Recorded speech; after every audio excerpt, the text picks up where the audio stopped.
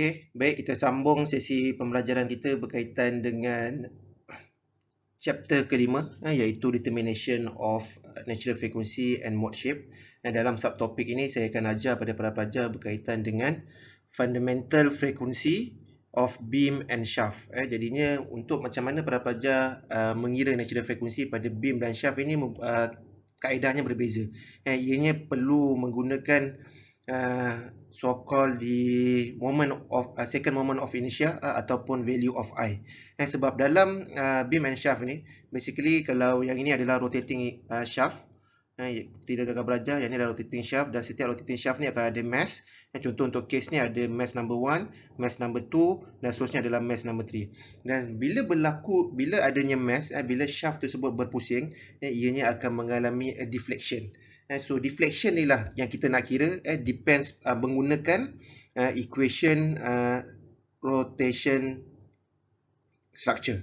So untuk static deflection curve is used to approximate the dynamic deflection curve. Jadinya pada waktu ketika shaft ini ataupun sistem ini dalam keadaan statik, for example ianya tidak bergerak, ini dalam keadaan statik, sebenar-benarnya ianya telah mengalami deflection. Disebabkan oleh apa? Disebabkan oleh adanya mass ni. Sebab seperti yang para pelajar sudah maklum, bila ada mass yang tergantung, ianya akan ada weight. Weight inilah yang kita consider sebagai W equals to mg. Tapi untuk case ni, untuk case frequency of beam and shaft, W ni kita assume dia sebagai deflection. Deflection, iaitu anjakan pada ketika ianya dalam keadaan statik. Okey, so seterusnya, dalam keadaan shaft seperti dalam gambar ajar ni, kita perlu mencari dimensi ataupun kita perlu mencari beratnya. Dalam untuk case ni, berat untuk M1, berat untuk M2, berat untuk M3.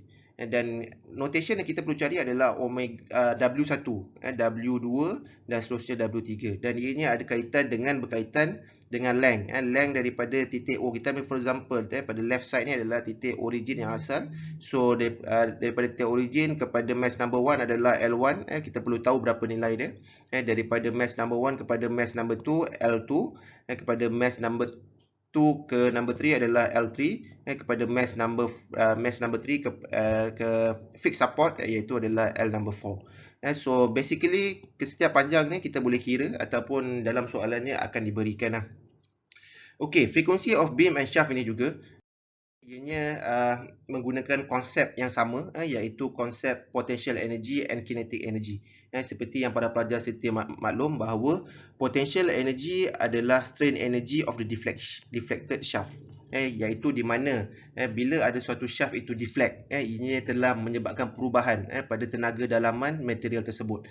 Sebab tu kita consider sebagai strain energy. Bila ada suatu elongation, pastinya akan ada deflection yang terlibat, ataupun ada perubahan daripada segi sudut, daripada segi displacement daripada yang asal. Dan seterusnya ianya melibatkan the work done by the static load. So macam mana kita nak kira work done by the static load? Kita kena consider sebagai potential energy pada keadaan maksimum, di mana pada keadaan maksimum rumusnya adalah 1/2 mg W1 plus mg W2 plus etc. Contohnya untuk case ni ada dua load. Kalau untuk case seperti dalam gambar ajar sebelumnya, mungkin para pelajar kena tambah dengan M2 G omega 3. Yang ini adalah M3. So jadinya akan ada 3 mass yang terlibat. Yang itu adalah untuk potential energy. Dan para pelajar kena ingat yang M ni basically adalah mass, G ni adalah gravity acceleration,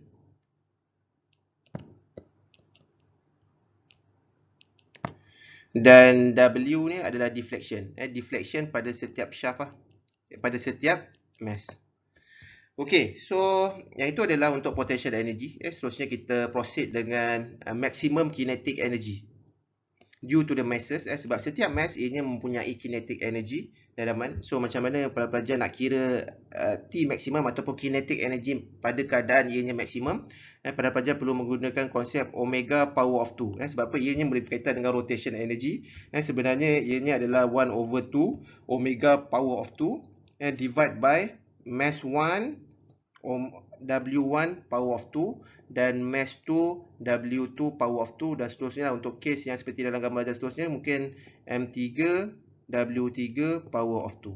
So yang ini adalah bagaimana para pelajar nak mengira maximum kinetic energy dalam sistem tersebut. Seperti kalau para pelajar lihat, W ni sebenarnya adalah displacement ataupun anjakan W.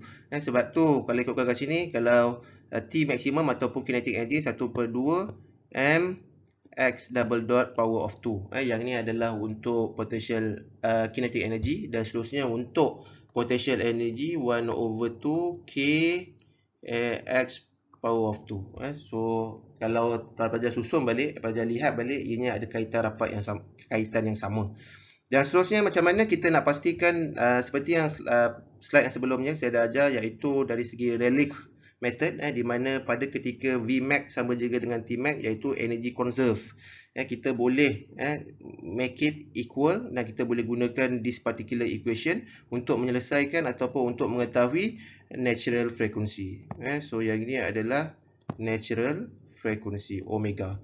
So G, saya repeat, G adalah gravity acceleration, M adalah mass pada setiap mass, W adalah deflection, dan menggunakan equation seperti yang saya tandakan ini untuk pelajar selesaikan value of omega.